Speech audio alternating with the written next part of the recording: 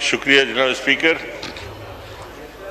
جناب speaker, assembly کے قاعدے اور قانون کے مطابق اس وقت جو ملک کے حالات ہیں وہ اس نہج پہ پہنچ چکے ہیں کہ ہر ادارہ قابل احتساب ہو چکا ہے، اور ملکی حالات اس وقت اگر پارلیمنٹ کاغذ نہیں لے گی تو کون لے گا؟ جہاں سیاستدان جیلوں میں عدل اور انصاف پہ انگلیاں اٹھائی جا رہی ہیں، ملک کے اندر سڑکوں پہ ہر جگہ تشدد ہے، مذہبی پابندیاں ہیں، اور ان حالات کو پریزیڈنشل ایڈریس جو ہمارے ایجنڈا پہ 11 پہ ہے، صدر پاکستان کی اس امپورٹنٹ تقریر کو کبھی بھی اسمبلی میں اتنی اہمیت نہیں دی گئی.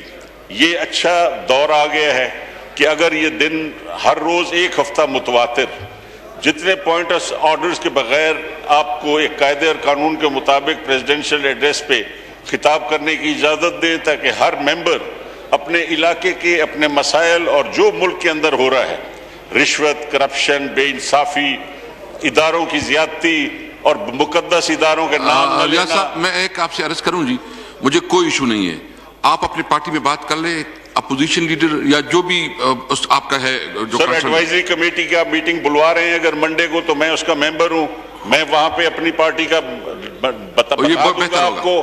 اور اس پہ ایک سیریس ڈیبیٹ چاہیے اس ملک کو، جہاں صحافیوں پہ پابندیاں ہیں، جہاں مذہبی جماعتیں اپنے مذہبی کردار سے بڑھ کر تشدد کی طرف جا رہی ہیں، جہاں پارلیمنٹ میں اندر سیاستدان نان ٹالرنٹ ہو چکا ہے، کئی نوٹسز دیے جا رہے ہیں جو سیاستدانوں کا کام نہیں ہے، اور کہیں پھاڑے جا رہے ہیں سیاستدانوں کے آپس میں.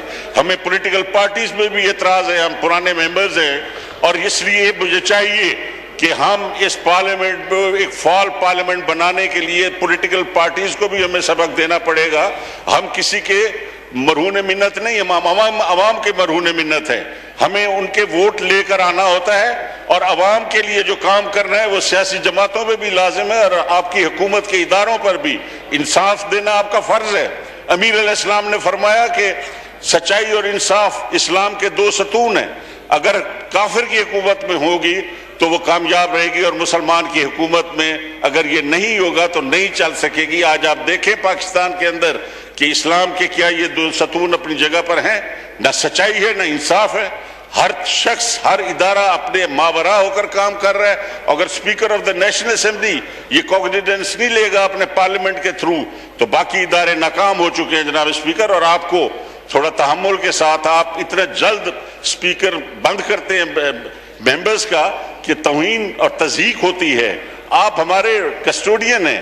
آپ ایسے کراچی کے بارے میں ایک ہمارے ریڈیو پروگرام میں نور الدین صاحب اور نظام الدین صاحب تھے. نظام الدین نے کہا، نور الدین میں کراچی گیا تو میں ویکھے کہ سارے بھجے پھر دیں، اور ایویں لگتا ہے کہ جب سارا نے مر جانا ہے شام نو. تو آپ ایسے ہی اجلاس چلاتے ہیں جیسے کل قیامت آنے والی اور ابھی ختم کریں، چلو سارے بخشے جاؤ. آپ مہربانی کر کے اس پارلیمنٹ کو ذرا سیریس لیں.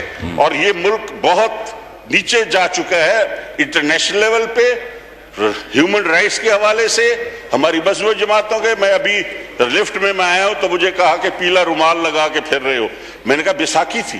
میں نے کہا کتنا افسوس ہے کہ ہمارے یہ جتنے مذہب ہیں، چاہے ہندو ہو، سکھ ہو، عیسائی ہو، مسلمان ہو، سب اپنے تہوار جو ہیں، آخر یہ کسی ایک لیگیسی ہے کہ ایک بزرگوں کی یہ مذہب ہے اور انہوں نے یہ تہوار رکھے ہیں. تو اس ملک کی تو خوبصورتی یہ ہونی چاہیے کہ سب مل کے منائیں، بیساکھی منائیں. یہاں اگر ہولی منانے کو جائے تو اس پہ اعتراض ہے. کوئی مجلس کرانا چاہے، اب مجلس کرانے کے لیے بھی آپ کو 8 دن سیکیورٹی ایجنسیز اور کہاں سے رپورٹیں کرانی پڑتی ہیں کہ جناب میں مجلس کرا لوں. یہ ملک ہے، یہ حالات ہے.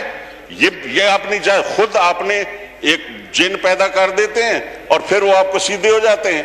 کس نے بنائے طالبان؟ کس نے بنائی سپاہی صاحبہ؟ کس نے بنائی یہ تحریک لبیک؟ کس نے بنائی یہ ساری دہشت گرد تنظیمیں؟ سیاستدان کسی نے نہیں یہ بنائی. لیکن اب سیاستدانوں کو وقت ہے کہ سیاستدان اس وقت کنٹرول کریں. اور میں آپ کا ساتھ دینا چاہتا ہوں پارلیمنٹ کا کہ اگر ہماری لیڈرشپ کو غلط کرتی ہے تو ہم بولیں گے. یہ وقت آ گیا. اور جناب اسپیکر، اور آپ کی ڈیوٹی ہے کہ اس پارلیمنٹ کو ذرا معنی خیز ایک ہفتے کے لیے تو معنی خیز بنا دیں. بڑی مہربانی. Thank you. ایک تو یہ کہ آج بھی ایجنڈے پہ میں سر جی ایک میں وضاحت کر لوں تھوڑا. بالکل ریاض پیرزادہ صاحب آپ کی بات میں نے آج بھی ایجنڈے پہ ڈالا ہے. ایجنڈے کی ڈالنے کا مطلب یہ ہے کہ آپ اس پہ کسی وقت بھی آغاز کر سکتے ہیں. یہ جو ہے نا, اور پارلیمنٹ ایک سپریم ادارہ ہے, جب سب پارلیمنٹ کا اپنا ڈیکورم کا خیال رکھیں گے تو یہ پارلیمنٹ جو ہے آگے بڑھے گا. میں کوشش کرتا ہوں جو رولز کے مطابق ہو, جو قانون کے مطابق ہو, اس کے مطابق چلاؤں گا. نوید قمر صاحب پلیز.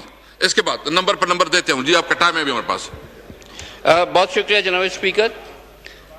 جناب اسپیکر, آنریبل ریاض پیٹر صاحب نے بہت امپورٹنٹ بات کہی کہ یہ پارلیمنٹ ہی جو ہے صحیح فورم ہے ملک کی جو بھی پالیسیز بننی ہیں اس کے بارے میں. ہم پچھلے کچھ دنوں سے اس ملک میں ایک لا اینڈ آرڈر کی سچویشن ایسی دیکھ رہے ہیں جو کہ بہت مشکل سے کبھی کبھی آتی ہے. پاکستان کا شاید ہی کوئی شہر ایسا ہو جو کہ اس سے افیکٹ نہ ہوا ہو. ہم نے اپنی طرف سے ٹیلی ویژن پہ یا جو باقی ادارے ہیں نشریات کے, ان کو تو ہم نے اپنی طرف سے کہہ دیا کہ جی آپ یہ نہ دکھائیں کہ ملک میں کیا ہو رہا ہے. لیکن یہ تو ایسی چیز تھی جو کہ ہر شخص جو ہے اسے افیکٹ ہو رہا تھا. آپ گھر سے نکلیں, آپ آگے نہیں جا سکتے, آپ فلائٹ نہیں لے سکتے, آپ بس میں نہیں بیٹھ سکتے, آپ دفتر نہیں جا سکتے. یہ کیوں ہو رہا تھا؟ Let us be very clear کہ ہم نے کیا پالیسی بنائی ہے اور کس طرف ہم جانا چاہ رہے ہیں.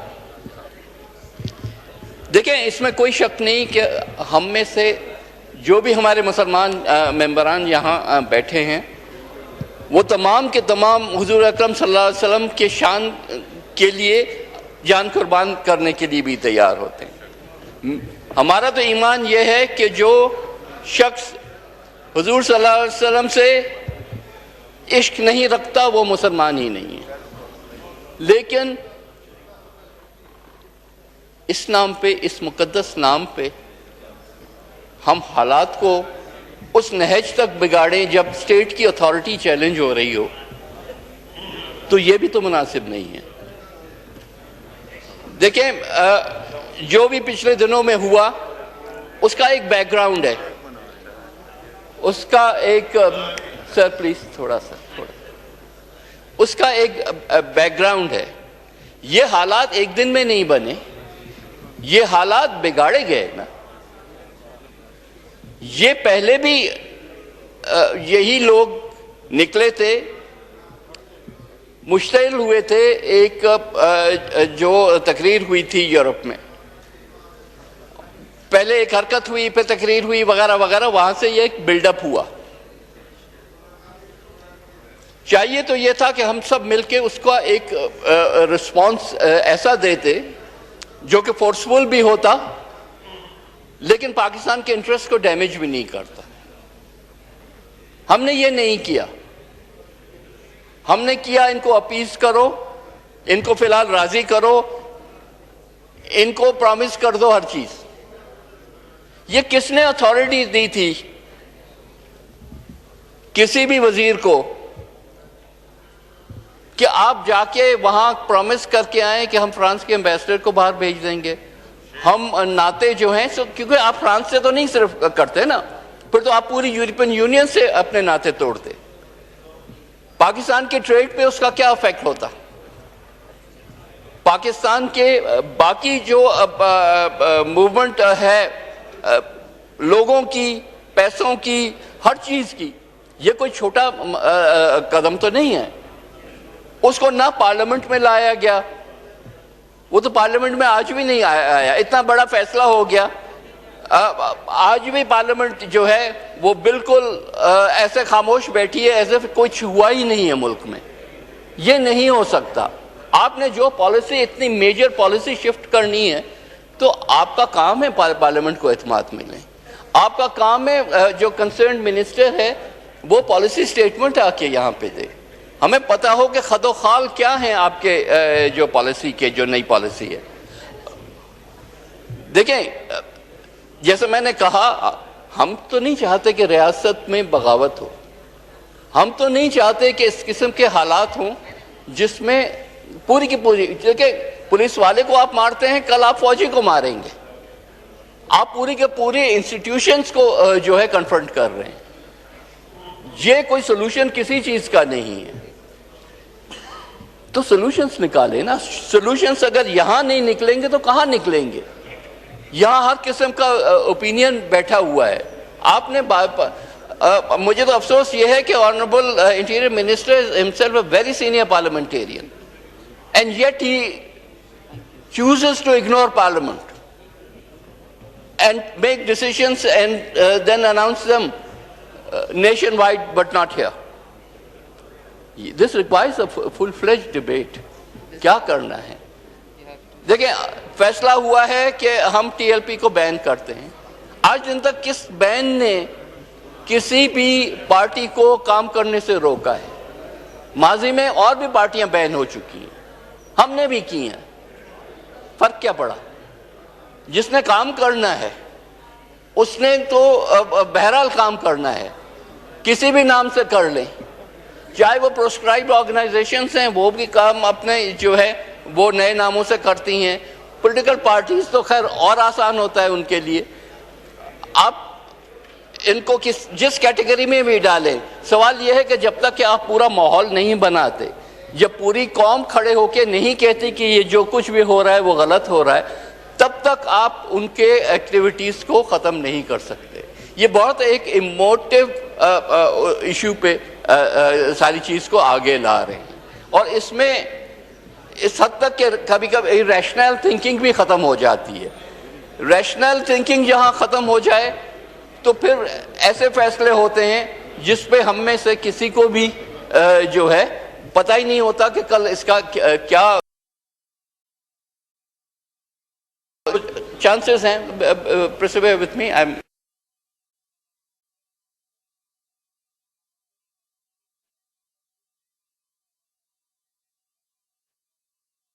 اسکیم آف تھنگس ہے, اس سے آگاہ کریں. دوسرا جو پالیسی ہے اس کو کنسسٹنٹ رکھیں.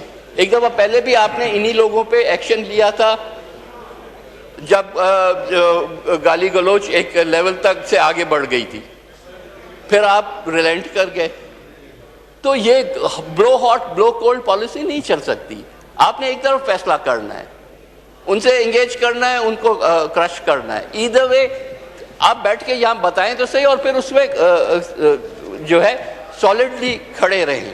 آپ سپریم کورٹ پہ تو جا رہے ہیں ریفرنس لے کے, لیکن آپ پارلیمنٹ کو نہیں جو ہے اعتبار میں لیتے. کہ پوری پارلیمنٹ آپ کے پیچھے کھڑی رہے تو آپ کا کیس زیادہ مضبوط ہوگا اور آپ جو ہے وہ آگے بھی بڑھ سکیں گے. تو انشاءاللہ آئی ہوپ کہ come Monday morning we will see a change in the attitude of the government as far as parliament is concerned, and we make a policy hopefully جس میں سب اوپینینز جو ہیں. جی علی محمد خان صاحب, ایک تو منڈے کو جو انٹیریئر منسٹر ہیں اس کو بلائیں اور یہاں جو ہے نا پالیسی اسٹیٹمنٹ دے. علی محمد خان آپ کچھ کہنا چاہتے ہیں پلیز؟ اس کے دیتا ہوں جی, ٹائم ہے آپ کے پاس. جی بہت شکریہ. محترم نوید قمر صاحب نے بڑی مناسب گفتگو کی ہے, اور جناب اسپیکر صاحب آپ خود بھی جو ہے ناموس رسالت کے آپ خود بھی سپاہی ہیں, اور ہم سب جو ہیں غلامان رسول ہیں الحمدللہ, اس میں کوئی شک نہیں ہے. 22 کروڑ پاکستانی جو ہیں ہم سب کا جناب محمد رسول اللہ صلی اللہ علیہ وآلہ وسلم خاتم النبیین پہ ہماری آل اولاد ہمارا سب کچھ قربان ہے, اور ہماری زندگی کا مقصد ہی ان کے پیغام کو آگے لے کے جانا اور حرمت رسول ہے. لیکن عشق نبی صلی اللہ علیہ وآلہ وسلم کی بات کو لے کے اگر پاکستان میں افراتفری پھیلائی جائے یا لا اینڈ آرڈر کی سچویشن جناب اسپیکر صاحب کریٹ ہو, یا لوگوں کو خوف محسوس ہو, یا جس طریقے سے ہمارے پولیس والے افسران کے ساتھ رویہ رکھا گیا, کچھ شہادتیں بھی ہوئی, بہت سے زخمی ہوئے, یہ اجازت جو ہے نہ دین دیتا ہے نہ آئین دیتا ہے. تو اس سلسلے میں کچھ سخت اقدامات کیے گئے, لیکن ایکسٹریم پیشنس اور بہت ذمہ داری اور بہت صبر و تحمل کا بھی مظاہرہ حکومت نے کیا ہے. اور میں صرف ایک بات کی وضاحت ضروری سمجھتا ہوں, اور وہ قادری صاحب اور انٹیریئر منسٹر صاحب آ کے کر بھی دیں گے منڈے کو.